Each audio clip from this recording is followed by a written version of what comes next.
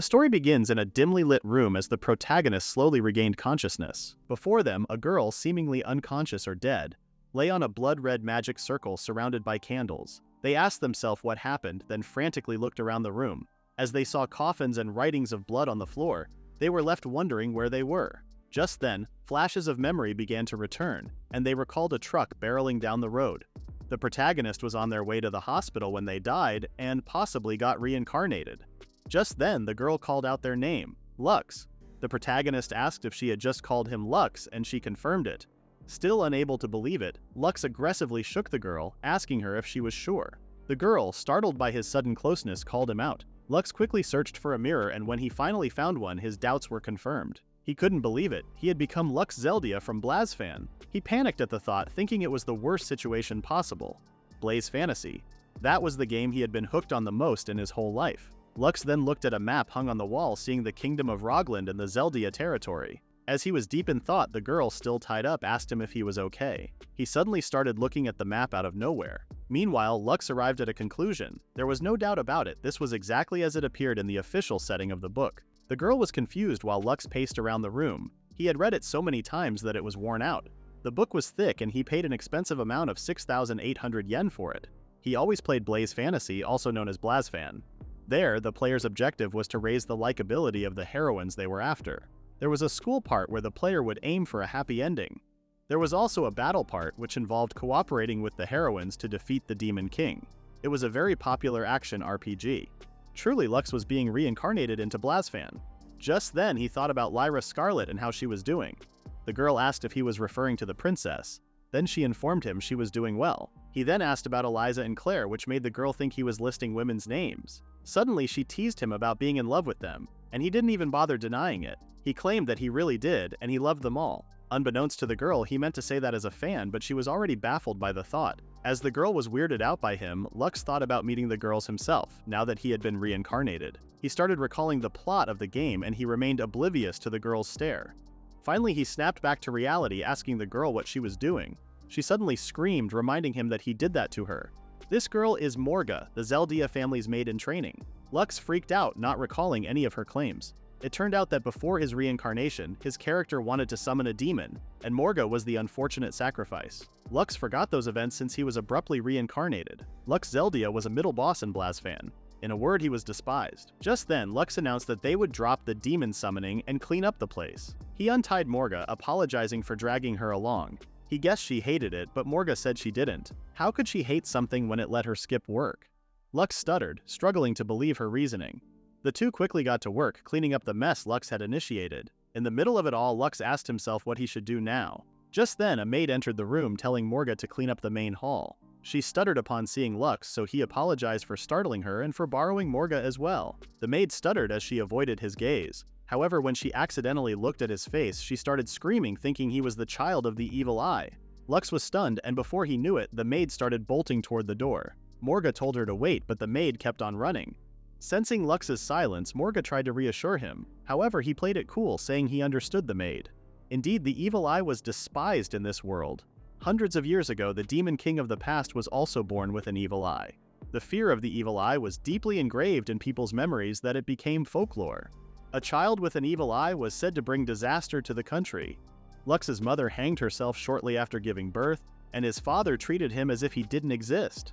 This was all because he was the child of the evil eye, and so Luxe's character became deranged, and he was obsessed with summoning demons. A few years later, he actually revived the Demon King's soul. Afterwards, he was tempted by the Demon King's soul after being forced to fight with the hero for a long time. Luxe was killed in the end, and there was not a single route for his character to survive. Everything was according to the Demon King's plan.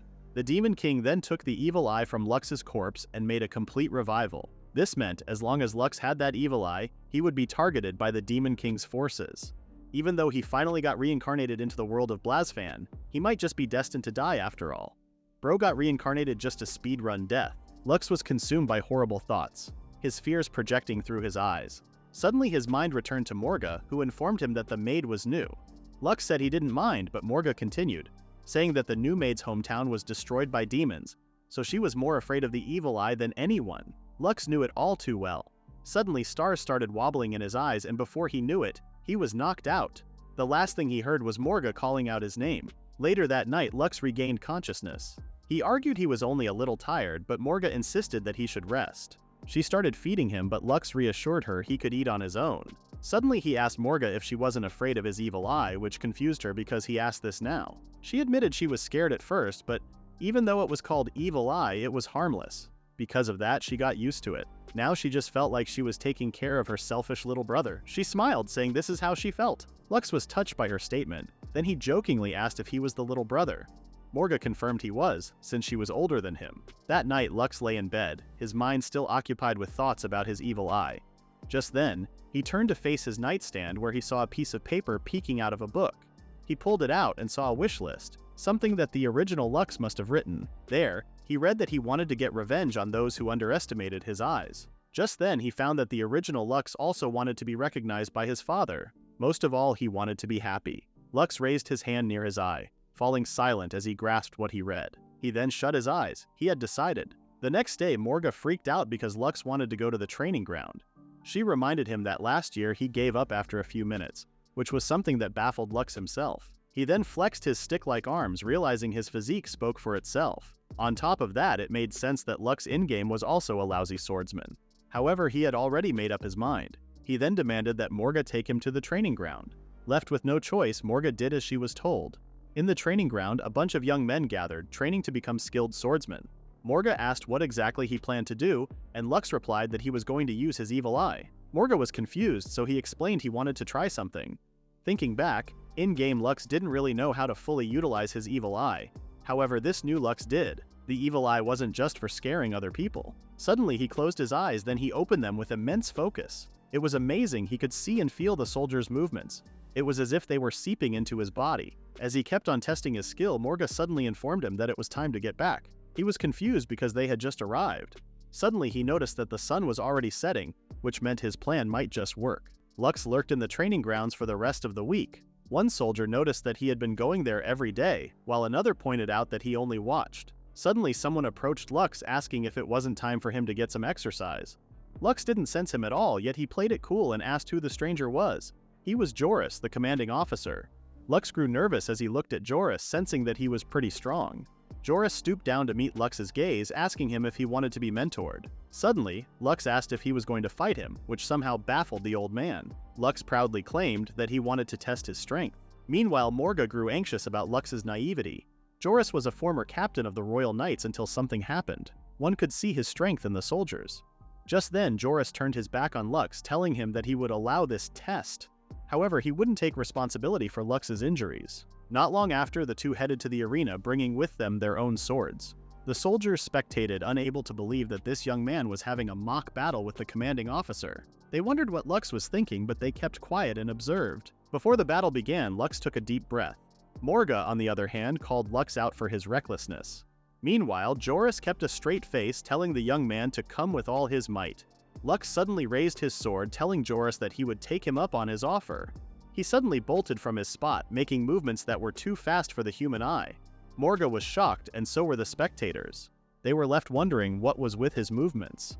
Luxe slashed, meeting Joris's blade with incredible force. The old man was stunned, recognizing Luxe's sword technique. It was the one he learned in the Royal Knights, and he must have passed it on to his soldiers. He then asked Luxe if he had learned it just by watching. It turned out that the evil eye had several powerful abilities, and one of them was the evil eye of observation, which had been enhanced to the limit. Swordsmanship and magic spells could be copied by simply looking at them, as if like a cheat ability. No need for training arcs when your eyeball runs ChatGPT and Google Drive. And so the battle kept on, each of them not backing down. The spectators couldn't believe that Luxe was going toe-to-toe with Joris. Suddenly, Luxe broke out of the fight, trying to catch his breath. He planned to use the Power Slash, a move which confused the spectators.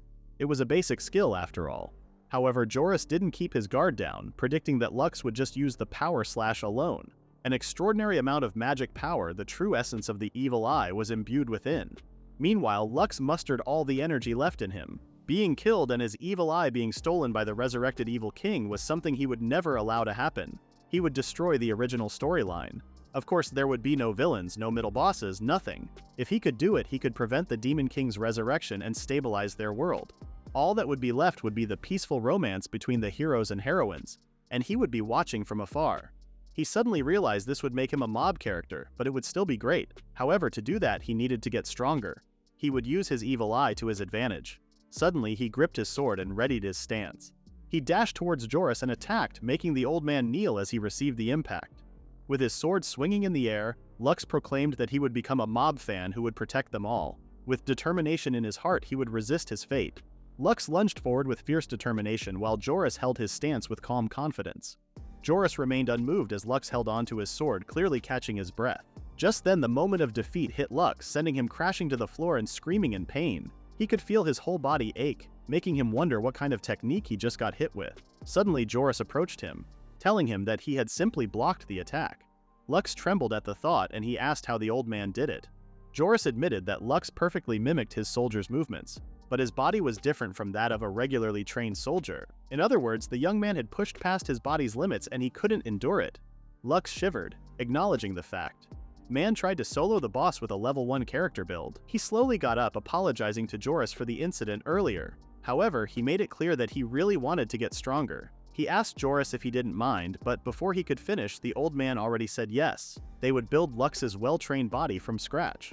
Luxe thanked Joris and he asked to be taken care of. Several days later, Joris carried on with his duty of training the soldiers.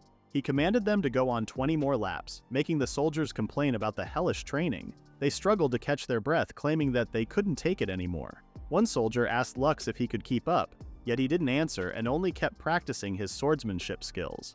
He presented them so well that the soldiers commended him for it. Joris, overhearing the conversation, was convinced that it wasn't training. Because of that, he told the soldiers to do 100 swings, shocking them all. Meanwhile, Luxe smirked, knowing Joris's intention behind it. Skills could handle the evil eye and he just needed to improve endurance. A well-trained body excited him. With that, Luxe spent the whole day improving his physique. The next day, he lay in bed with throbbing pain all over his body. Joris said he had severe muscle pain, while Morga told Luxe that he pushed himself too hard. He had been shut in for a long time after all. Luxe, on the other hand, was out of his mind and only hallucinated about having a trained body. Joris then told Morga to put him back to training once he was healed.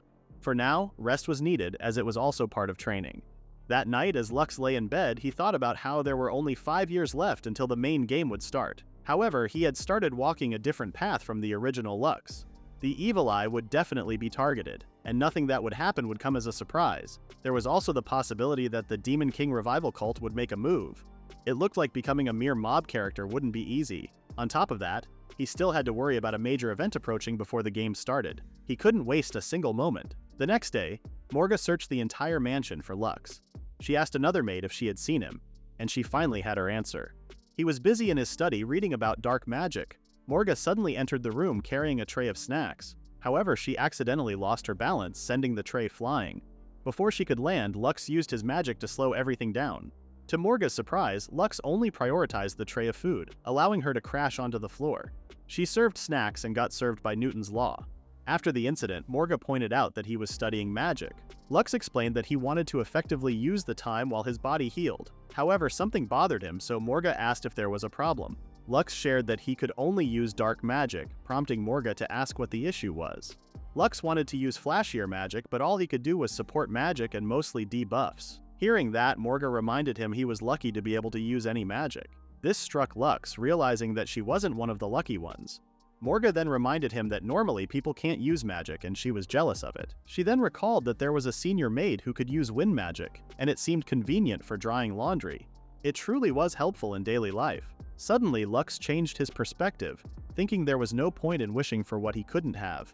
He would focus on dark magic from now on. Just then, he told Morga that his fighting style involved debuffing the enemy while using a sword. Morga was excited to hear this, and she volunteered to help him. Luxe continued studying, quietly enjoying a peaceful moment with tea and sandwiches. He complimented the sandwiches for being delicious, making Morga beam with pride because she made them. He thanked her for it and she bashfully laughed. However, thanking her wasn't enough and he had a gift for her. Suddenly, Luxe used his imitation spell, using dark magic to replicate anything.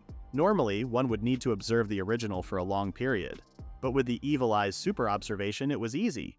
To Morga's surprise, a sandwich formed under the seal from Luxe's hand. However, her fascination turned to horror when the sandwich's final form was revealed. It was pitch black. That thing had lore. Luxe was embarrassed seeing how it turned out. He was supposed to have the materials prepared, but he made them with his mana instead. Morga noticed that the sandwich was crumbling, so Luxe explained that this is what would happen if he converted his mana into material. As expected, it wasn't pretty useful. If his mana ran out, it would disappear. Just then, he realized that the material made with mana wasn't perfect. This made him question the possibility of replicating something made purely from mana. He was deep in thought, trying to piece information together. As he remained focused, he didn't notice Morga calling out to him in concern. Just then, he snapped back into reality and claimed that his plan might just work. He asked Morga where the maid who could use wind magic was, and she replied that she might be in the kitchen. Morga asked if he was going, and Luxe confirmed it. She worriedly wondered what she should do with the black sandwich, but Luxe was too occupied with his plans to even answer. As she was left alone in the room, she stared at the black sandwich, puzzled about what she should do with such a peculiar gift. Luxe's days of magic research and basic training continued. Finally, he was strong enough to return to the training grounds. It had been a while, and he was excited for a real battle. Shortly after, Joris announced the start of the fight, prompting Luxe and his opponent to attack simultaneously. Their swords clashed, and they fiercely gave it everything they had. The soldier apologized to the young master as he won't hold out. Luxe smirked in return, saying he would also go all out. Just then he pulled back, doing a backflip with immense speed. He was caught off guard by his own actions, realizing that his body just moved as he had imagined. He wasn't out of breath at all, and he didn't feel tired. He smiled, knowing it was the result of training and a well-trained body. To his shock, the soldier suddenly swung his sword, complimenting him for his moves. Luckily, Luxe snapped back into reality to defend himself. The soldier admitted that he couldn't compete with Luxe in terms of skill, but he still had the upper hand in power. Luxe was forced to kneel under the weight of the soldier's attack, and he knew he had to create some distance. Just then, Joris called out to Luxe, asking him if that was all he had. He reminded the young man that his potential was far beyond what he was presenting. Luxe told himself that he wasn't holding back, but if he were to rely on Joris's word, then he would go for it. He suddenly bolted backward, creating distance between him and the soldier. The soldier stood firm, reminding him that he wouldn't win just by running away. Then, in a surge of energy, Luxe activated an imitation invoke, a technique that allowed him to replicate a storm through imitation. With the evil eye enhancing his perception, he mimicked the forces of a raging storm. Channeling that insight, he released a devastating death cyclone. Wind howled through the battlefield, and the soldier gritted his teeth against the pressure. Despite his strength, he was ultimately overwhelmed, crashing to the ground in defeat. Joris called the match, bringing the battle to a close. The soldier claimed it was too strong, and he yielded. After that, the soldier told Luxe that he might be a magic swordsman, but the young man refused to believe it. The soldier then admitted that he and the others wouldn't stand a chance against him. Luxe shared that he always wanted to try it, but he was glad it worked. The soldier praised him for his talent, which was also scary. As the tension settled, Joris approached Luxe, asking if it wasn't unfair to use magic. Luxe awkwardly admitted it truly was. Just then, Joris laughed and said he was kidding, adding that it was acceptable for real combat. Above all, Luxe's moves were the result of his hard work. Luxe was dumbfounded, touched by Joris's words. The other soldiers also praised him, saying he was doing well for surviving such hellish training. Luxe laughed awkwardly, though he knew deep inside that he had almost died.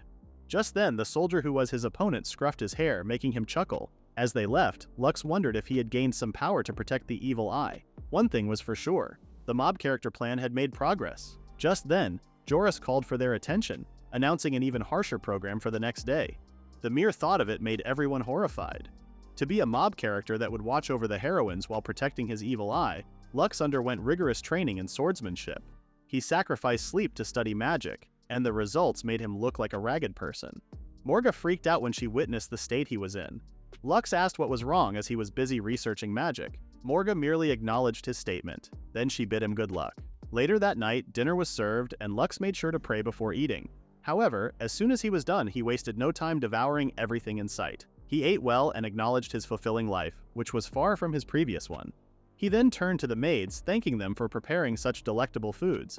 However, they seemed more terrified than pleased by his gratitude. Sensing the tension, Luxe wondered what was up with the atmosphere. Morga frowned as she approached him, informing him he was to blame for their reaction. He couldn't get rid of his eccentric image, which only confused Luxe. In the past, he used every opportunity he could to associate it with something evil. When he saw meat, he sacrificed it to summon a demon. He also drew a magic circle using ketchup and created a voodoo doll using a piece of bread. This man out here casting spells with a subway foot long. Luxe slapped his forehead when he heard those stories, wondering what else he had done in the past. This was now the result of his actions, which somehow evoked a familiar feeling. In his past life, his classmates looked at him that way. He was often sick and he didn't go to school that much. Whenever he did, he was being looked at. It turned out that he and the real Luxe had quite similar circumstances. Luxe with his evil eye and he with his sickness. Just then, Luxe tried to shake the memories out of his mind, not knowing that he was freaking out the maids with the gestures he made. Later on, as Morga and Luxe walked through the halls, she told him that all the maids still had a strong prejudice against him. Luxe didn't mind, as he was used to being looked at like that. Just then, he noticed that Morga fell quiet, so he asked what was wrong. She admitted she was frustrated knowing that Luxe was trying to change himself, yet no one had noticed it. Luxe was stunned, then he thanked her. However, he reminded her that it would take time to regain the maid's trust. Morga remained defiant, saying it wouldn't take any time. Luxe asked what she meant, then mentioned that it would be hard to make people understand him. Morga argued it wasn't difficult, then pointed at him, saying his appearance was to blame. He didn't look good at all, which baffled Luxe. Morga added that he had such a suspicious look that people misunderstood and thought he was just like he used to be. He was creepy, scary, and not clean either. Luxe was starting to get hurt by her words and he called her out on being too blunt. He mentioned that he takes a bath every day, then asked if looks were truly that important. He believed it was the inner self that mattered. Morga hated to break this to him, but she believed he looked like the Demon King's stooge. It looked like his goal of being a mob character could be at risk now. He suddenly thought about the original Luxe, making him freak out. He suddenly bowed on the floor, pleading with Morga to do something about it. Morga didn't fail to disappoint, telling him to leave it to her. Later that day, Melon, the Zeldia family's fashion leader, tended to Luxe. She asked him what his request was and he said he wanted to change his appearance. She leaned closer, asking what he wanted specifically. Luxe stuttered, then said he only wanted to look presentable. This response made both of the girls shoot him death stares. Melon told Morga that Luxe had a fashion IQ of 5 and she believed he was trash. Morga whispered in response, mentioning that she had already told her. Luxe, on the other hand, wondered what he had done wrong. Just then, Melon mocked Luxe for not caring about appearances and simply wanting to look presentable. Those thoughts led him to the situation they were in.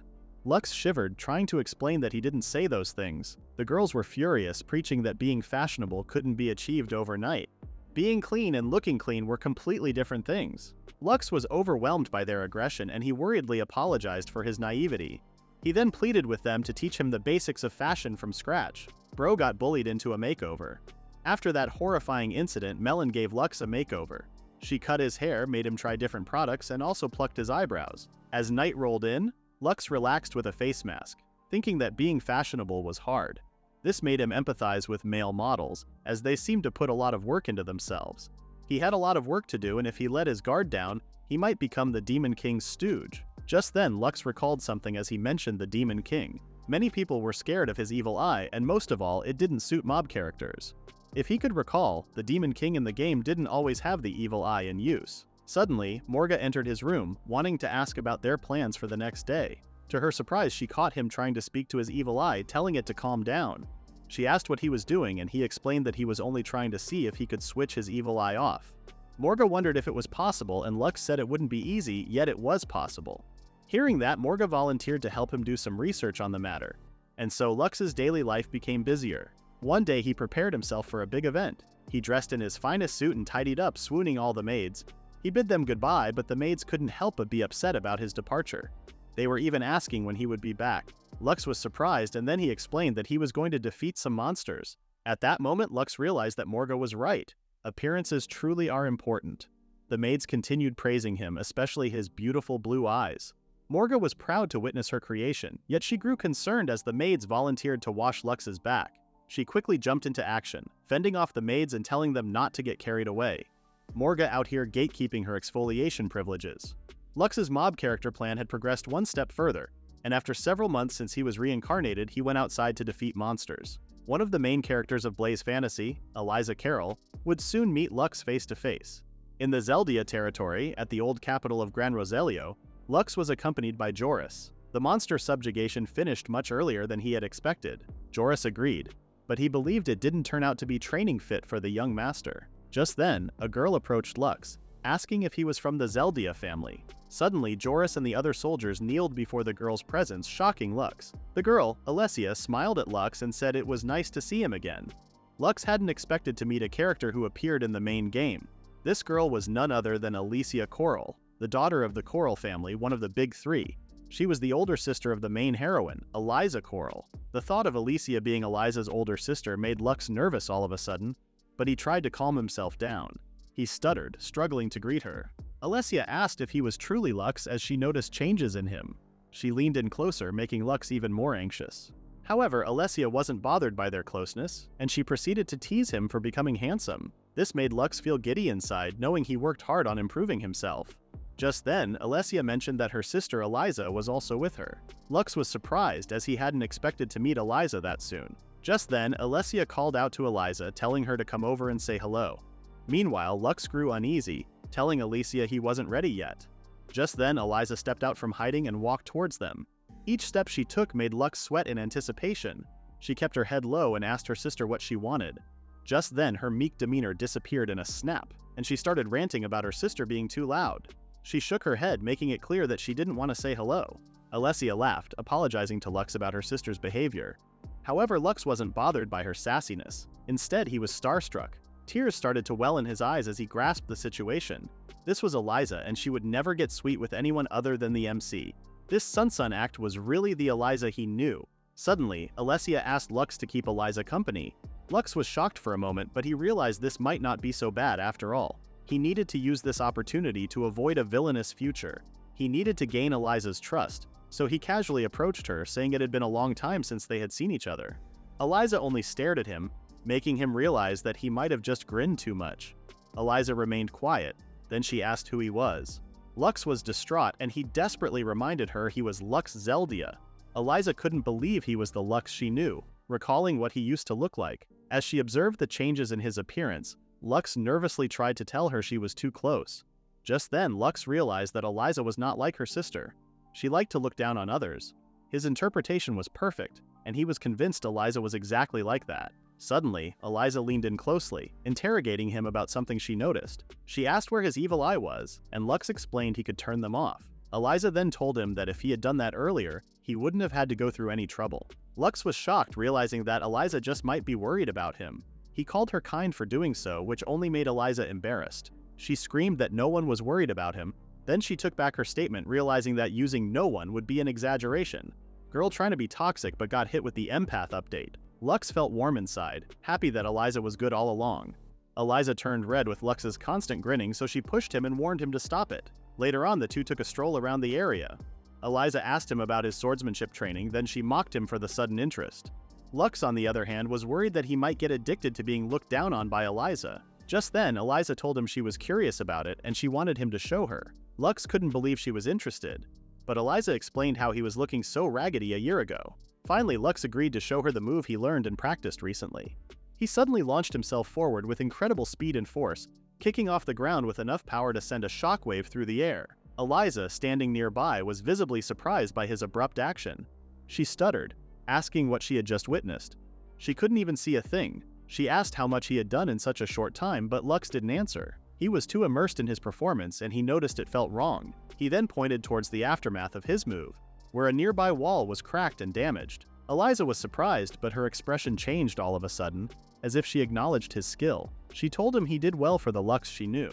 Later on, Luxe asked Eliza why she was in the Zeldia territory, and she explained she came to see His Highness. Luxe buffered for a moment, wondering if she was referring to the prince of the country. Eliza was concerned, asking who else it could be. Eliza's eyes suddenly started forming hearts, saying His Highness was really wonderful. At that moment, Luxe remembered that Eliza was in love with His Highness around that time. Just then, Eliza's expression turned sour. Her big sister didn't tell her a thing, and she was trying to meet the prince. Eliza asked if the situation was terrible, but he was too lost in his thoughts to answer. He was starting to piece everything together, and he had a bad feeling about it. Just then, Eliza wondered where her big sister was. She decided to look for her, but Luxe stopped her. He suggested that if the two of them were planning to meet, it could imply that they were already lovers. Eliza was stunned, then she looked at him naively, asking why. Luxe hesitated to respond, especially when she asked with such innocent eyes. He wondered how he should answer, but Eliza didn't wait for him and decided to leave. He told her to wait, but she only warned him to stop following her. Just then, Eliza's eyes widened in shock as she witnessed something. Was Luxe's bad feeling right all along? Eliza caught her sister locking lips with the prince. She was shaken, asking herself what they were doing. She followed the ship and ended up sinking. Meanwhile, Luxe felt the tension, thinking to himself that this was the worst. Alessia and the prince were classmates and lovers, and they had been engaged a few years ago. Naturally, Eliza was not a love interest for the prince, and if Luxe had to say it, it would be her unrequited love. And now, Eliza had followed them on their secret date, so Alessia pushed the obstacle to Luxe. Just then, Luxe tried calling out to Eliza, but she was already down in the dumps, saying she knew she wasn't good enough. Her eyes were filled with tears, realizing she couldn't beat her sister. Luxe was stunned, recalling that Eliza's inferiority to her sister was an unavoidable element of her character. Her sister, Alessia, was the perfect superhuman. She was top-notch in everything, be it academic or magic. On top of that, she had a good-natured personality, something that everyone loved. Eliza, on the other hand, was not as skillful as her sister. Compared to her, Eliza's physique had become less and less attractive. Sis got nerfed in the womb. When the game campaign began, Eliza was saved when she met the protagonist. Until then, she should endure another 5 years. Luxe looked at her with determination, mentally cheering her on. However, he suddenly got concerned when she started crying. That was when he realized that making her wait 5 years in agony would be brutal. Eliza felt stupid, accepting that there would be no way to beat her sister. Luxe said it wasn't true, and she wasn't losing to anyone. However, Eliza snapped, asking what he knew about her. Luxe replied that he knew her. In fact, he knew everything about her. Eliza was confused. Then she warned him not to talk to her like that because he creeped her out. Luxe argued he was being serious, which only made Eliza angrier. She demanded he tell her where she was better than her big sister. Luxe took a deep breath, then he proceeded to explain. He knew that as an aristocrat, Eliza secretly worked hard at swordsmanship. She wasn't good at it, but she had to keep trying to protect her people. Eliza frowned, looking at her calloused hands that reflected the harsh truth. Luxe continued, saying how he knew she treated her servants equally regardless of their status. He knew that she was kind to animals and children. After suddenly laughing, she would glare to hide her embarrassment. She would use harsh words, but he knew she actually regretted it afterward. Luxe reminded Eliza that it was not about winning or losing. She had her own unique qualities that no one else had, and those were the things he loved about her. Luxe screamed it at the top of his lungs, carrying the sentiments of the other players out there. Man's out here acting like her Spotify Wrapped. He seemed to be pleased with his performance, but Eliza was terrified. At that moment, Luxe realized he overdid it. It was too much even for him. Just then, Eliza started blushing, saying he was creepy. Luxe, on the other hand, felt like he was melting, acknowledging Eliza's words. However, she suddenly turned to him with a big smile, saying that she felt a little bit better. She thanked him, which somehow relieved Luxe. Now that she was feeling better, he urged her to go with him. He took her hand, dragging her along. Eliza was shocked, asking where they were going. He only smiled as they ran, saying they would get revenge for the frustration she felt. At the back of Luxe's mind, he knew he would do anything for his heroine. Luxe decided to set things up for Eliza. They ran to where Alicia and the prince were, pretending to be children who knew nothing. This was a subtle attack for Eliza's sake. He also wanted her to talk to the prince as much as possible, but this only sounded good in his head. He suddenly whispered to Eliza's ear that she wasn't talking to the prince at all, which shocked her. Her cheeks were flushed, and she told him not to whisper in her ear out of nowhere. Luxe was surprised by her behavior, and he wondered what it could mean. However, he shrugged off the thought, convincing himself Eliza was just nervous in front of the prince. With a hint of doubt in his mind, his first encounter with the heroine came to an end. Later on, Luxe and his companions traveled home. As he sat inside his carriage, he still couldn't believe he had met Eliza. He wondered who he would meet next, and he couldn't contain his excitement. When he got home, something shocked him. His brother Dennis was coming home. Luxe let out a string of curse words, saying it was a whole different matter. Morga, who was standing nearby, tried calling out to him in concern. Luxe's brother Dennis had unknown details about him. Luxe's concern was the fact that his mother committed suicide due to the shock of giving birth to a child of the evil eye. Luxe and Dennis's sibling relationship couldn't possibly be good. Luxe shivered at the thought, convinced that his brother hated him. Just then, someone appeared from behind him, asking why he would hate him. Luxe's life flashed through his eyes, seeing his brother before him. He was so shocked that he fell to the floor. Luxe felt awkward, so Dennis took over the conversation, apologizing for keeping them all waiting. He then smiled cheerfully, announcing that Dennis Zeldia was finally back. He obnoxiously assumed that Luxe was lonely without him, but he told his little brother not to worry, for he was finally back. He announced this with so much vigor that it crept Luxe out. Luxe was expecting a boss fight, not a Disney Channel reunion. He stared at his brother with a mortified expression, asking what was up with this man. He had already said the same thing twice. Suddenly, Dennis kneeled to meet his gaze, pointing out something about his appearance. Luxe knew he was talking about his eye, so he attempted to explain himself. However, before he could do so, Dennis complimented his outfit, pleased that he was dressed like a proper gentleman. Dennis was so overjoyed as Luxe now looked like him. Meanwhile, Luxe was relieved, realizing that his brother was only talking about his clothes. Dennis said he was wonderfully dressed, so Luxe thanked him. At the back of Luxe's head though, he couldn't help but notice that his brother was being redundant. As Luxe observed Dennis's behavior, he noticed that he didn't show any signs of disliking him. This made him wonder if he was actually a nice person. Later that night, the two brothers had dinner together.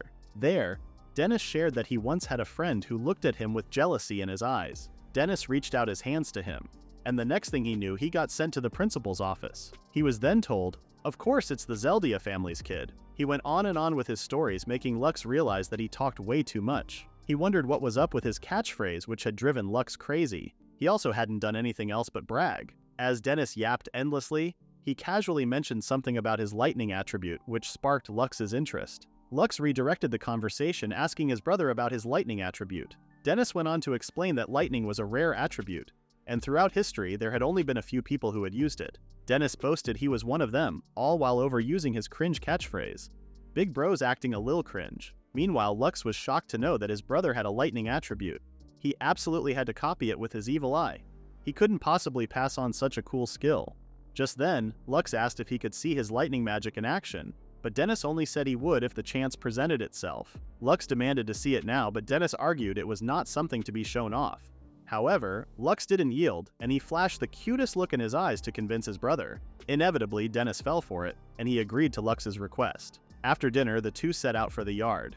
There, Luxe asked what he would show him, and Dennis explained that he'd start with the basic one, Thunderbolt. Luxe pondered, then his eyes lit up with stars, convinced it was something awesome. As he waited, he prepared his evil eye, waiting to copy everything.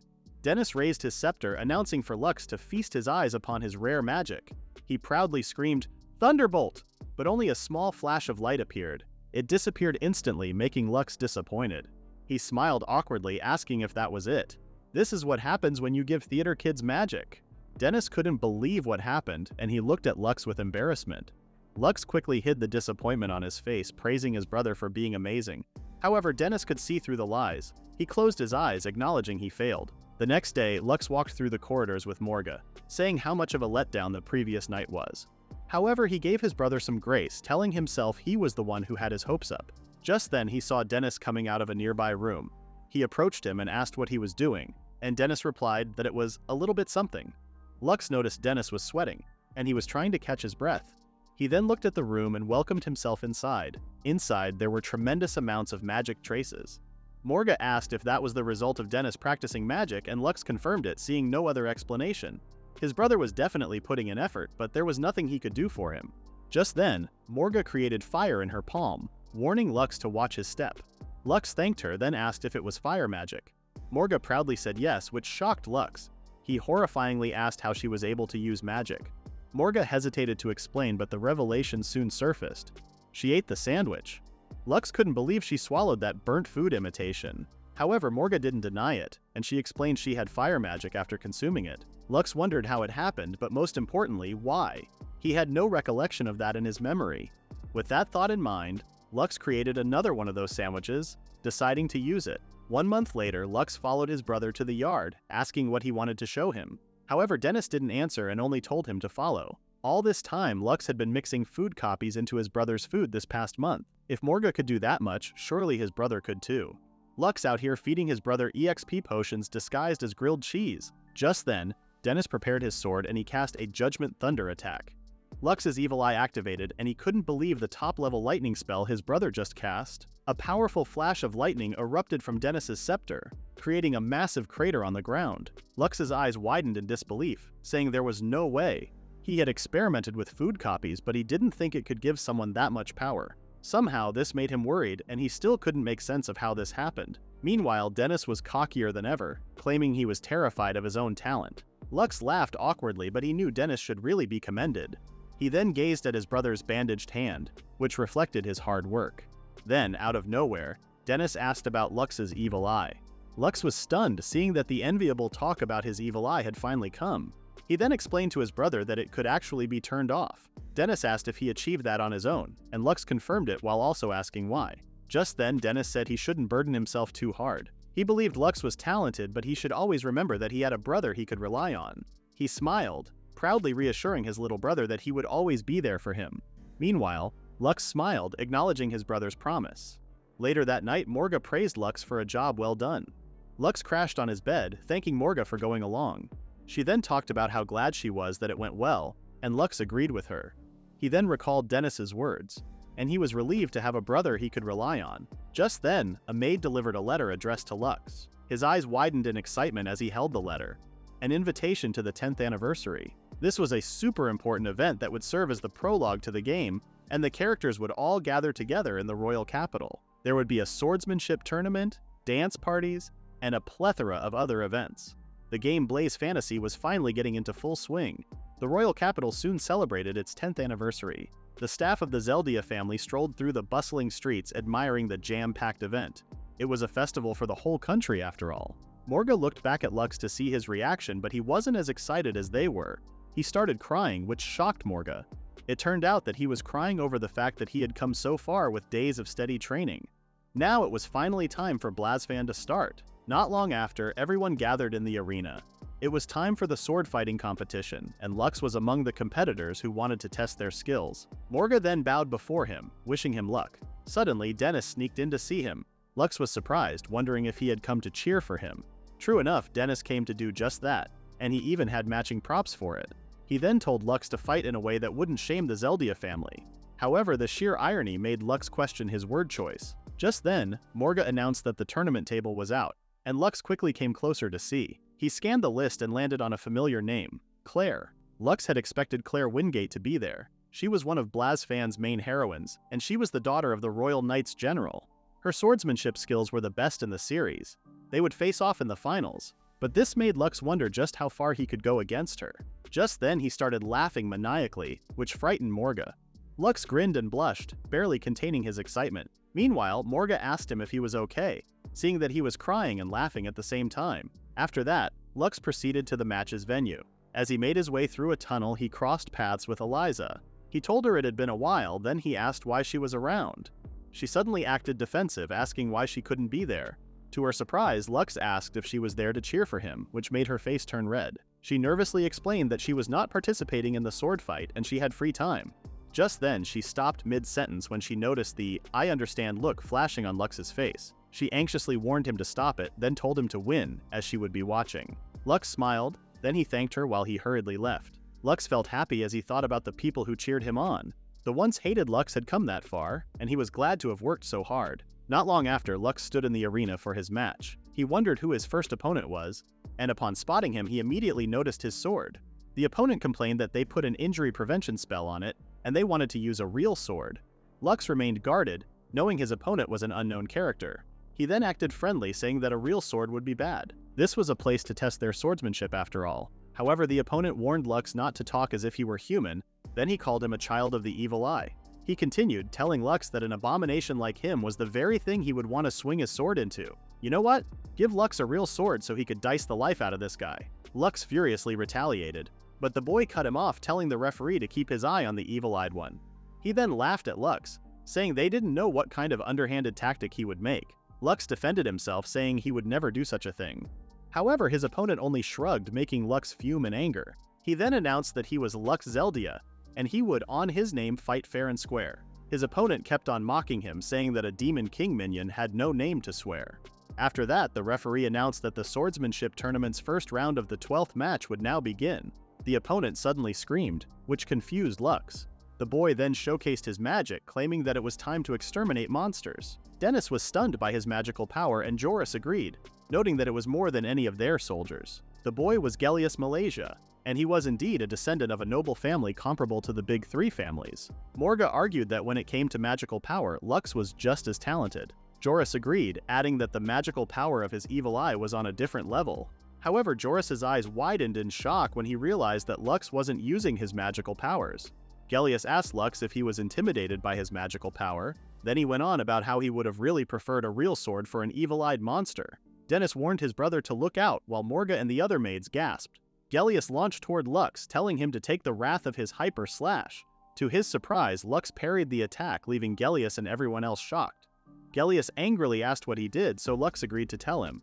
However, he mocked the boy, asking him if he really wanted to talk to the child with evil eyes.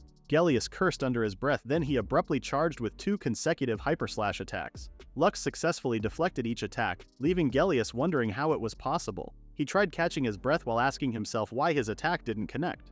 Meanwhile, Dennis asked himself if Luxe used any magic. Joris, on the other hand, only laughed. He knew this was merely the result of the young master's daily training. Dennis was shocked, unable to believe it. Gellius's power was simply being evaded with Luxe's skill. In the arena, Luxe taunted Gellius, telling him that even though he was born into a privileged family, he would never reach him with just his swordsmanship talent.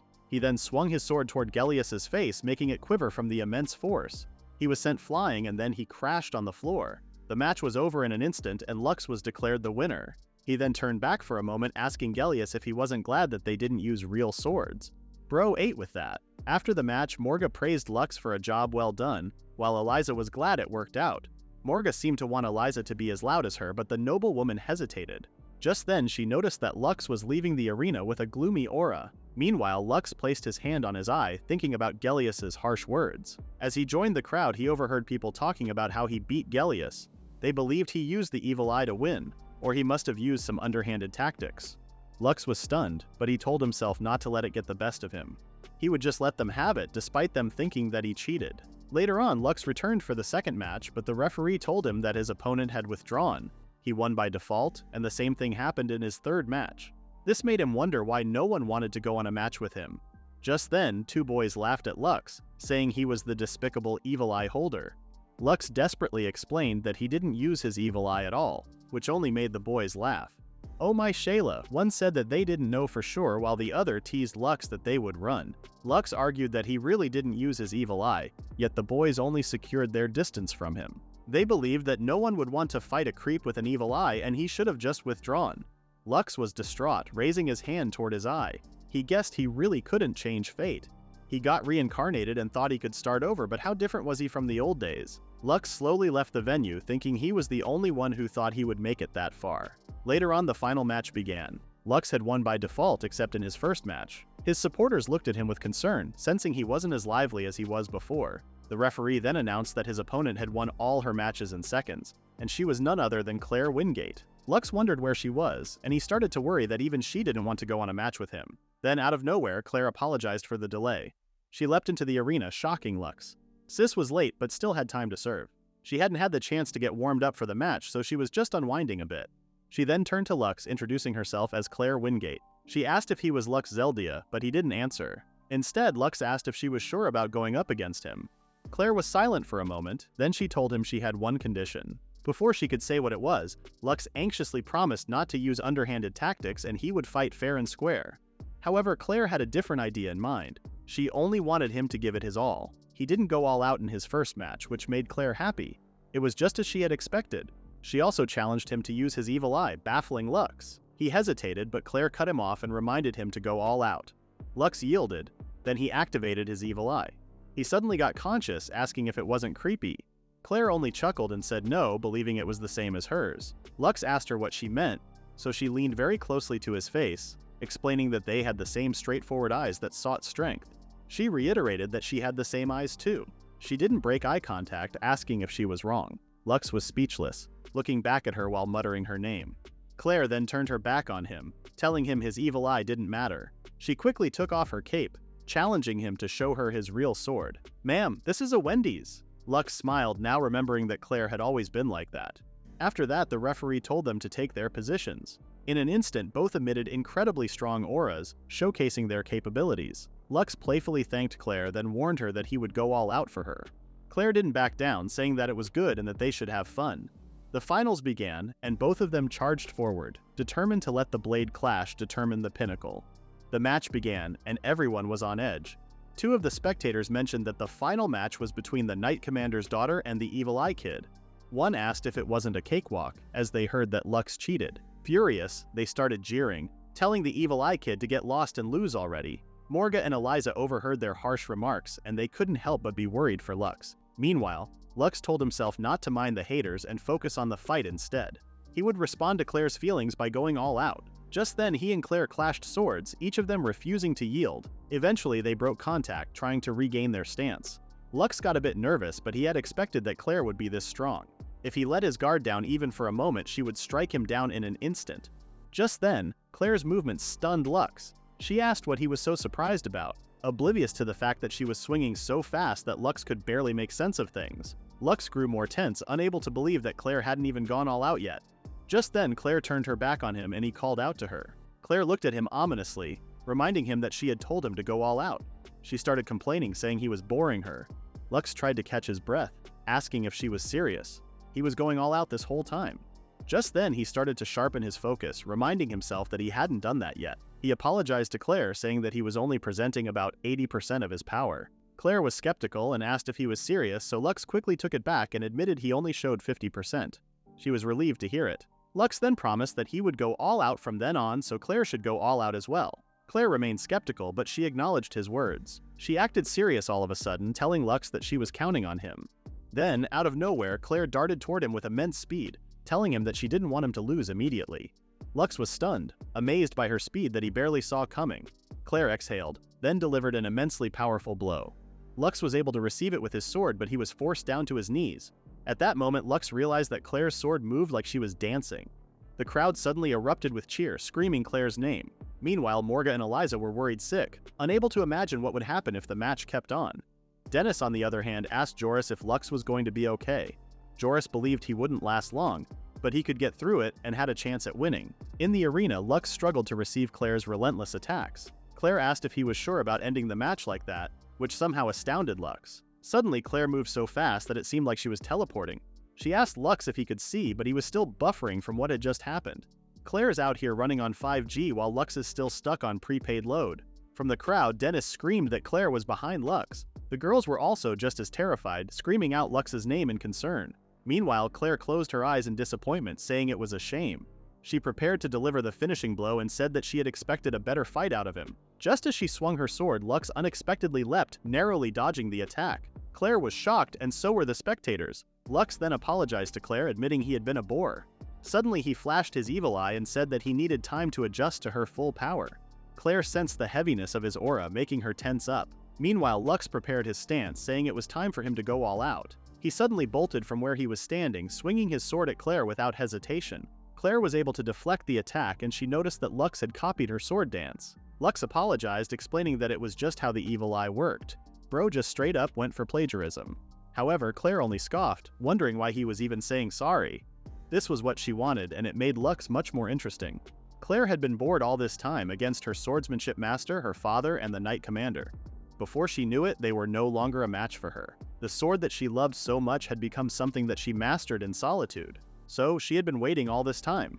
She was able to land safely after deflecting Luxe's attack. Luxe was shocked, realizing that her stance had changed once more. Just then, she lunged into the air and delivered a devastating swing, making the floor beneath them crack. Luxe managed to counter it, but he couldn't deny that it was a powerful strike that was completely different from what she showed a few moments ago. Just then, Luxe wondered if Claire had devised a new swordsmanship in the midst of the battle, one that would surpass him. However, he didn't back down. If that was how Claire was going to play, he would beat her at her own game. He clutched his sword tightly, clashing it against Claire's. The impact they created was so strong that it emitted a blast, deafening the spectators. They instinctively covered their ears, asking what the sound was. Claire wobbled from the aftermath of the blast, unable to believe that Luxe took her new move head-on. Luxe only winked at her, telling her that if she was going to surpass him, he would see to it with his evil eye to catch up to her. Claire's eyes widened with excitement, saying he was the best. She couldn't wait to keep going until one of them would fall. Luxe was eager to fulfill her wishes, and he continued the match. They didn't dare waste a second, and they kept swinging at each other to their heart's content. The spectators wondered what was up with the match, as it was too amazing. They had never seen anything like it before. Meanwhile, Morga had noticed the shift in the spectators' energy. Eliza, on the other hand, was occupied cheering for Luxe. Dennis remarked that Luxe and Claire were evolving as they fought, and it was magnificent offense and defense. Joris agreed, but Luxe's decisive moment was yet to approach. Just then, Luxe wondered how strong they could get, while Morga focused on how fun this match was. He also asked himself if his evil eye would get stronger. Claire had no other thought in mind, only that she was having fun. She could only wish for them to stay like that for eternity. However, the match had to end somehow, and Claire was declared the winner. Luxe was immobile, lying on the floor. He couldn't move his body because he went beyond his physical limit. Just then, Claire lay beside him, giddily talking about how fun the match was. It was quite the match, and Luxe agreed. Just then, Claire sat up and asked Luxe to fight her again. Luxe was taken aback, so Claire clarified that she just wanted regular sparring. Luxe only laughed awkwardly, thinking they had just ended one. "Ma'am, he just met God and came back. Let him breathe." However, he smiled and said he would be honored, that is, if she would be okay with him. Claire asked if he was sure, then she dove in for a tight hug. She expressed how glad she was, not knowing that Luxe was uncomfortable. He didn't remember her having such a childish side, but it seemed like he met her standards. As Claire kept hugging Luxe, the referee walked toward them, notifying them that they would soon start the awarding ceremony. Luxe made his way out of the arena, but the referee stopped him and asked where he was going. Luxe said that if someone as unpopular as him were there, it would ruin the awards ceremony. However, Claire doubted his thoughts, gazing over the crowd as she spoke. Confused, Luxe looked back, only to see the entire arena cheering for them both. The spectators who once jeered now looked at him in a new light, praising him for the match. They apologized for booing him and they praised him and Claire. At that moment, Luxe wasn't glad about the crowd's sudden change of heart. If anything, they were selfish. However, he was too focused on his own match to even hear their boos. He was glad though, all of them had a sudden change of heart and they didn't deny what they did. Amid the roaring crowd, Luxe's loyal supporters cheered his victory. Dennis stood tall with pride, grateful to call him his brother. Joris offered a casual nod of approval, acknowledging the good fight. Morga thought Luxe was nothing short of amazing. Eliza, however, felt nothing but worry. Then, amidst the fading excitement, Luxe and Claire approached each other and shook hands. He expressed his gratitude for saving him, and she replied with a warm smile, saying it was her pleasure and that she genuinely enjoyed the match. Luxe's eyes beamed with excitement as he went through the festival's bustling streets. If he were honest, he was still tired from the tournament the previous day. However, the second day of the 10th anniversary was all about the festival. He couldn't just take a break and skip it. As he observed the details around him, he noticed that everything was very nice. It was a Japanese-style festival that was unique to BlazFan. Just then, his eyes started to water as he thought about the unique JRPG flavor. He never thought he would experience it. However, he silently noted that he wasn't too keen on festivals. Behind him, Dennis loudly remarked that his dish was irresistible. He enjoyed a steaming plate of takoyaki, visibly moved by its delicious flavor. Luxe watched him fondly, happy to see that he was enjoying it. As Dennis savored his food, he reminded Luxe not to stray too far because he was his guardian for the day. Luxe could only smile awkwardly, knowing he didn't agree to it. Not long after, he wandered slightly ahead and he caught the sound of a familiar voice calling out to him. It was Eliza, asking if it was okay for him to be there after the tournament. Luxe proudly reassured her that he didn't need rest when all this was happening. Eliza was relieved, but she suddenly got startled when Luxe noticed something. He had just noticed that Eliza was in a yukata, which was rare. She got self-conscious, wondering what was up. Luxe didn't answer and instead asked if she was alone. Eliza asked if that was bad, and she started to worry that she had hoped too much from just meeting. Suddenly, Dennis appeared, calling out to Luxe with a teasing expression.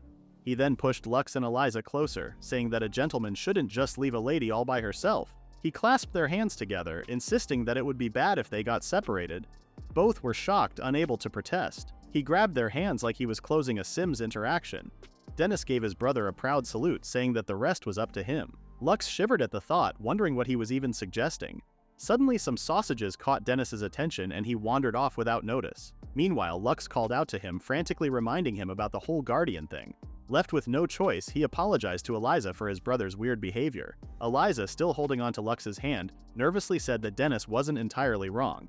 She anxiously twirled her hair around her finger, blushing as she told Luxe that she didn't mind if they kept going. Luxe was dazed, realizing she just gave the okay sign. And so, for the rest of the night, the two toured around the area.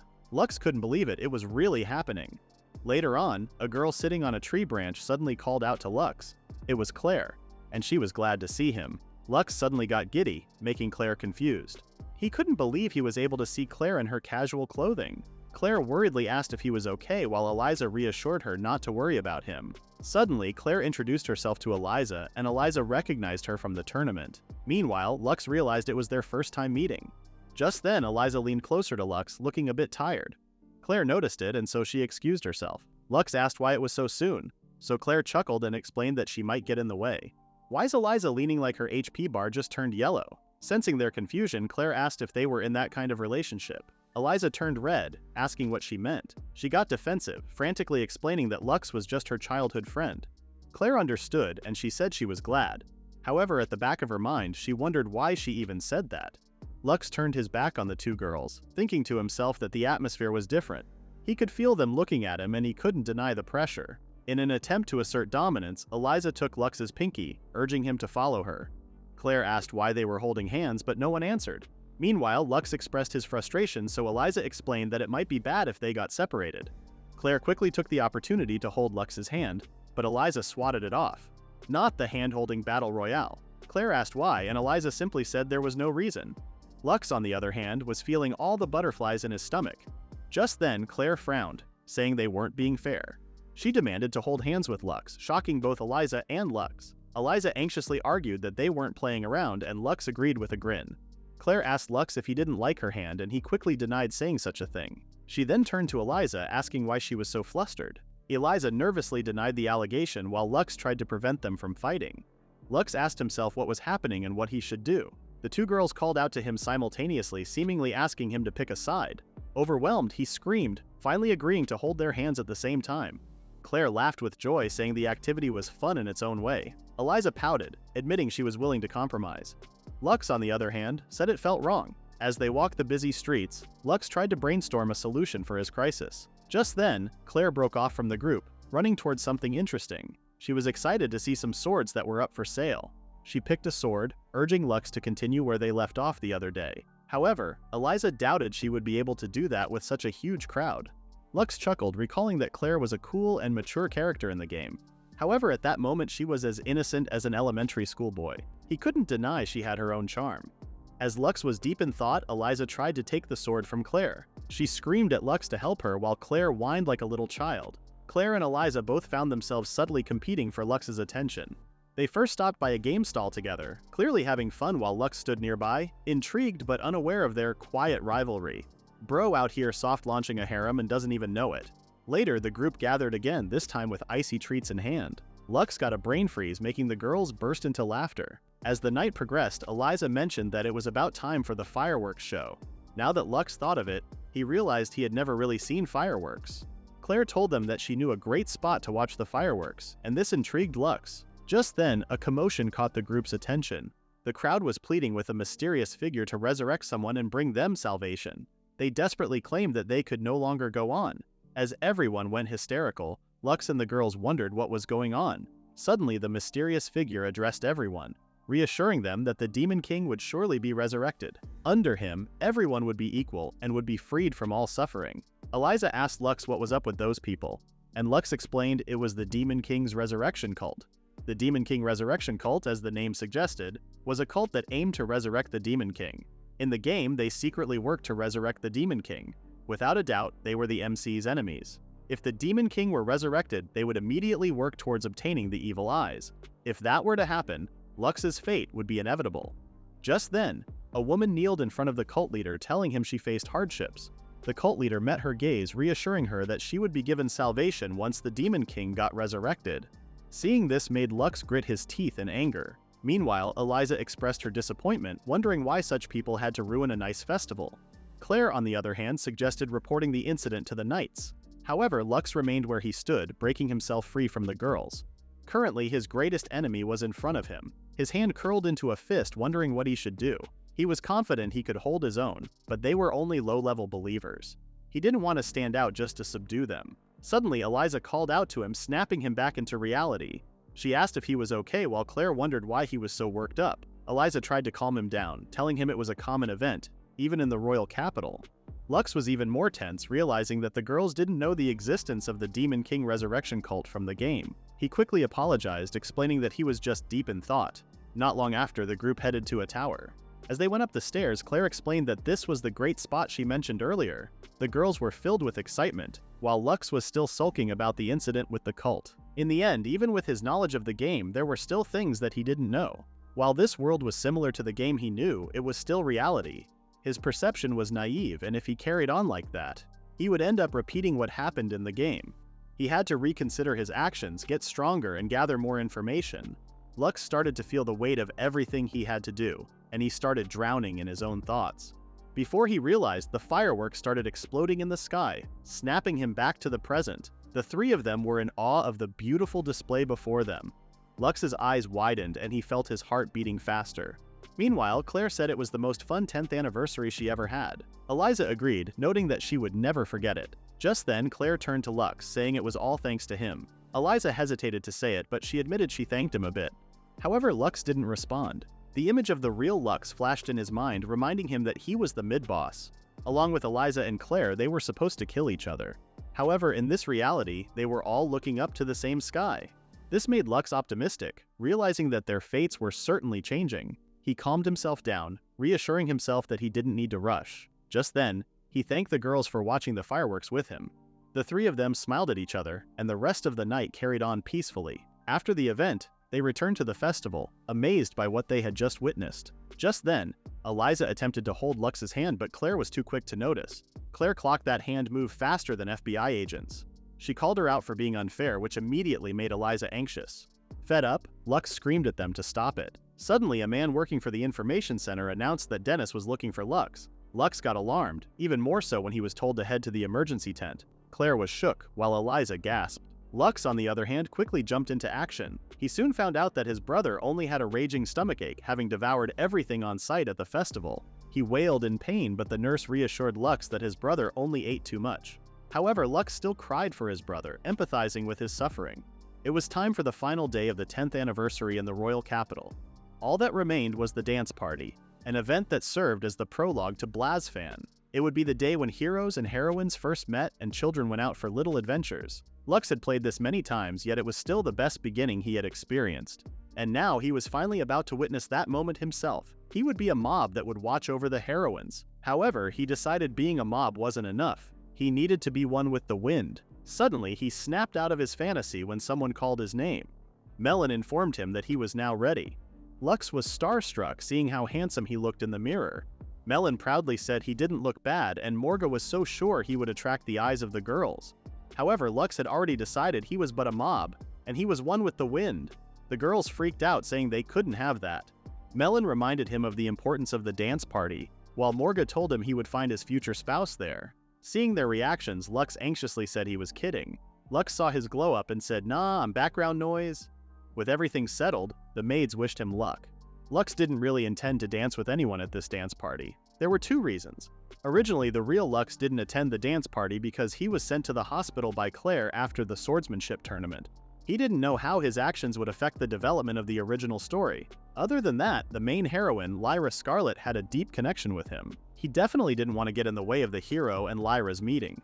With that said, Luxe was sure that if he stayed back, he would be fine.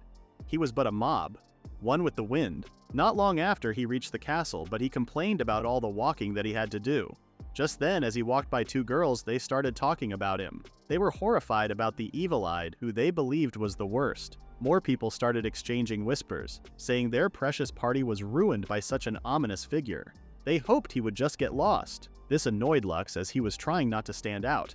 He consciously raised his hand to his eye, thinking of leaving the party. However, he knew he would be letting Melon and Morga down. He sighed, knowing it couldn't be helped. Suddenly, a girl in the crowd addressed everyone, claiming there was no need to fear the evil eye.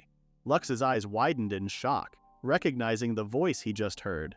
Meanwhile, another girl kept the princess from Luxe, warning her that the evil-eyed was dangerous. The princess was defiant, telling everyone that it was all a misunderstanding. She then stood beside Luxe, claiming that the evil eye was not scary. She even announced that she would prove it. Luxe was stunned. He was in front of Lyra Scarlet herself. The spectators called out to Lyra in concern, yet she didn't listen. She placed her hand on Luxe's arms, telling him to show her his evil eye. Luxe tried to argue, but Lyra made it clear that it was an order. Left with no choice, he activated his evil eye. Lyra looked straight into his eye, but nothing happened. She smiled, relieved to know that she was okay, just as she thought. Not her raw-dogging eye contact with Satan's contact lens.